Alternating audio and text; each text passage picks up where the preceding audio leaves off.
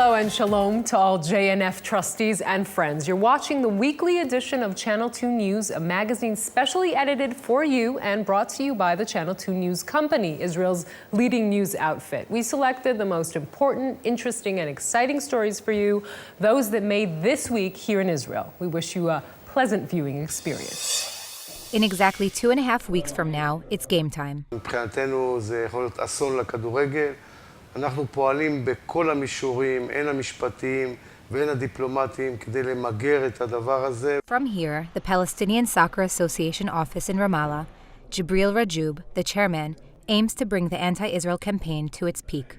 209 countries that are members of FIFA will vote about suspending Israel's membership. הבעיה, האם באמת הישראלים יכולים להכתיב את השיגעון שלהם, את הגזענות שלהם, ולהמשיך ולהתנהג כמו בריונים, כמו הבריון של השכונה בכל מקום, בכל דבר, אני לא חושב שזה אפשרי. Palestinian claims against Israel are varied, starting from the fact that Israel prevents Gazan players moving west and vice versa. This means preventing certain foreign teams from reaching the settlements and barring clubs that are in the settlements, such as Ariel and Ma'ale Adumim.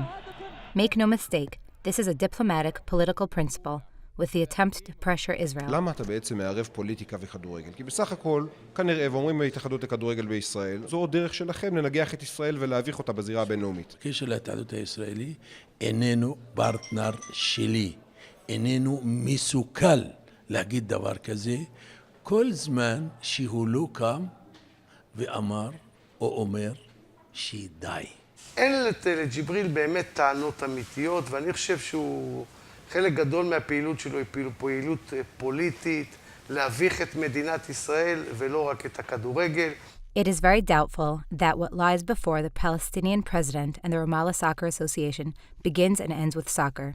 This move is part of a series of actions and boycotts, some by BDS, designed to embarrass Israel and cause a lack of legitimacy in the international arena. הוא פרטנר לכיבוש, לא פרטנר לי. אני הייתי מקווה והלוואי אם הוא יקום. ואנחנו שנינו ביחד נלחם נגד הגזענות. Yesterday, the FIFA president Blatter met with Rajub.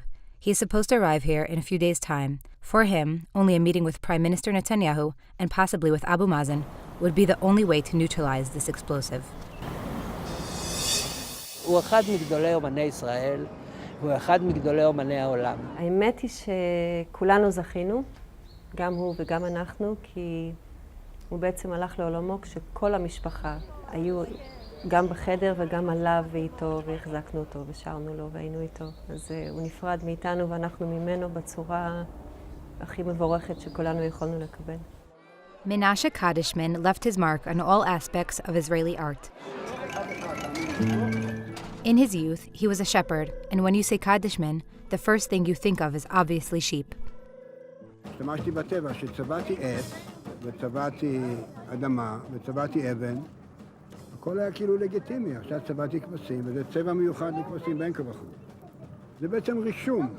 כל כבשה שאני ראיתי שהוא צייר, היא יוצאת מן הכלל. היא תמונה שעומד בפני עצמה.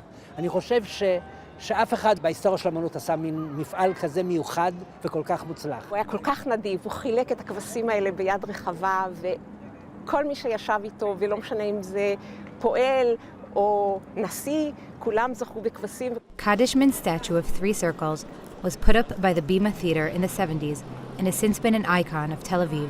פסל שעשה אייקון תל אביבי, שהפך לאייקון, וזה גם פסל טוב, זה דבר לא כל כך נפוץ. שגם פסל טוב וגם הפך לאייקון. While the Bima Theater underwent construction, before Danny Caravan designed the layout, the statue was taken down. When they returned it to its place in 2010, Kadishman was as excited as a proud father. יש לו חיים משלו כבר. אני בא לבקר ילד שגדל, אתה יודע, 90 שנה. עכשיו כבר לא תינוק. כבר לא תינוק. Kadishman had a clear political stance in his works. Isaac's sacrifice, the statue that he created after the First Lebanon War, stands between Tel Aviv Museum of Art and the courthouse. It shows the relationship between father and son. אני לא זוכר את החיים שלי בלי מלחמות. הגעתי אז למסקנה שאבא שלי היה אברהם, אני הייתי יצחק. עכשיו אני אברהם והבן שלי יצחק. נמשיך הלאה. The white shirt, the short pants and sandals were Kadishman's hallmark. He even wore sandals to the ceremony of the Israel Prize. ראית אותו פעם יוצא מהבית לא בסנדלים? יחף. When the Oslo Accords were signed in the White House, Rabin, Clinton, and Arafat received gifts of statues of two birds kissing by Kadishman. מאותו היום הוא החליט ללבוש את החולצה הלבנה הפוך. למה? עד שיש שלום. כשיש שלום הוא יהפוך אותה חזרה וילבש אותה רגיל. הוא לא הספיק להפוך. Menashe Kadishman passed away at age 82. His coffin was placed in the Tel Aviv Museum of Art. His funeral took place in Kiryat Shaul. Kadishman is survived by 2 children, 6 grandchildren, and an unparalleled treasury of art.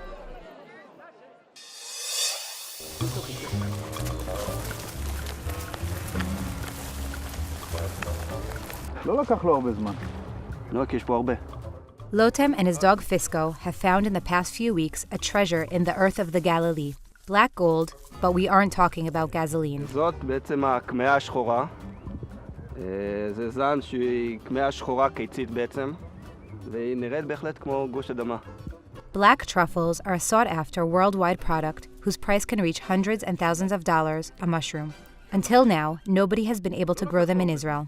זה האזור כנראה הכי דרומי בכדור הארץ הצפוני שהצליחו לגדל את הפטריות האלה. ולשמחתנו, בשנים האחרונות אנחנו חושבים שהתחלנו לעלות על הדרך. Growing the truffles is complicated. They grow by sticking to the roots of oak tree spores, fungi cells, and only after a few years they begin to grow. This part of the Upper Galilee location was kept secret. The trees were planted 15 years ago, but have since failed to produce the precious mushrooms until recently when they began to emerge. Now, researchers are beginning to leave the labs and train dogs to find mushrooms. In Europe, this role is played primarily by pigs, but if Fisco will do the trick, maybe we stand at the beginning of the new growth industry in the Galilee. הפטריות הישראליות, בהנחה שיהיו באיכויות, לפחות כמו באירופה, אנחנו גם מתכוונים שיהיו מעל האיכויות האירופאיות, יימכרו במחיר של לפחות המחיר האירופאי, מחיר היבול הארץ. To see if the mushrooms that grew in Israel equals the European original, we took it for review by an expert. זה מדהים, זה גם גודל יפה. עכשיו אנחנו נצטרך לבדוק מה זה שווה באמת. החקלאים דיברו איתנו על 1,500 שקלים לקילו, זה מחיר סביר? 1,500 שקלים לקילו זה מחיר זול. According to chefs, there is no substitute for real truffles. After slicing and chopping, he added pasta and a piece of filet while addressing each slice of mushroom with utmost care, and then it was time for the tasting. מארץ ישראל. ובמסעדות שיגישו, זה יהיה תענוג גדול. יכולים למכור את זה בכמה שרוצים.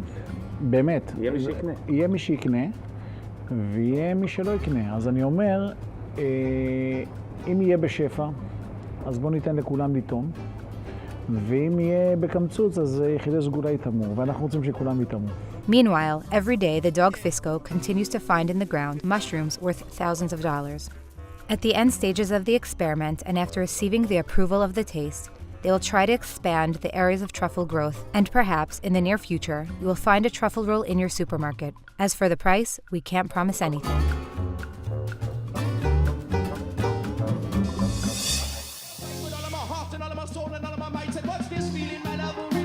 Three and a half years since Matisyahu posted a picture on Twitter after shaving his beard, the man who was once considered the first Hasidic superstar has completed his outward appearance, at least for now. For me, the beard became really nothing more than facial hair, even though for some people it stayed stuck in stone for people. Along the way, he also shed his kippah and tzitzit. Even his band members have difficulty identifying the man who now looks like a secular hipster. My friend from Hadag Nachash, when he saw me when I walked in, he goes, "Oh, you always look like a little bit different. You always kind of keeping us on our toes." So it's funny because I really don't try for that. I'm just the type of person that I kind of I'm always kind of shifting. Matisyahu was born into a Jewish family in New York named Matthew Paul Miller. At 19, he joined Chabad and repented after listening to Jamaican reggae star Bob Marley. Being that Judaism sort of has inspired Rastafarianism or reggae music in some way, I should go all the way back to the source, to the roots where I come from. And that's when I started really my journey into exploring Judaism and Jewish spirituality.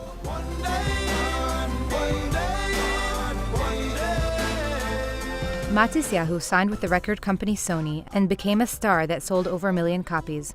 His song One Day was chosen as the anthem for the NBA and World Cup games. The people that, stayed as my fans over the last 10 years, when I shaved my beard, I think it wasn't such a big deal to them because they're kind of like, okay, with or without the beard, he's still making music. That's what matters. I let myself down the ground beneath my feet gone. No more words with it to speak. On that day my song was born. So did the change in appearance and faith influence his position in the music scene? It seems that despite the controversy about his authenticity, fans actually give him a pass for the Hasidic period. It's a little disingenuous because he rose to fame as a Hasidic superstar and he's not Hasidic anymore, but the fact is the music's really good, so who cares? המוזיקה היא מדהימה, אבל משום מה תמיד הקטע של הדת והמוזיקה והכל איתו לא זרם לי טוב, ודווקא עכשיו נראה לי שזה הכל זורם יותר טוב והוא משתחרר.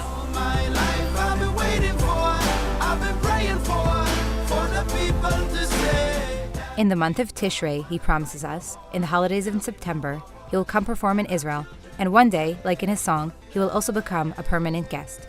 I would like to live in Israel for more of an extended period of time at some point, for sure. When? Maybe in the future, maybe in 10 to 15 years.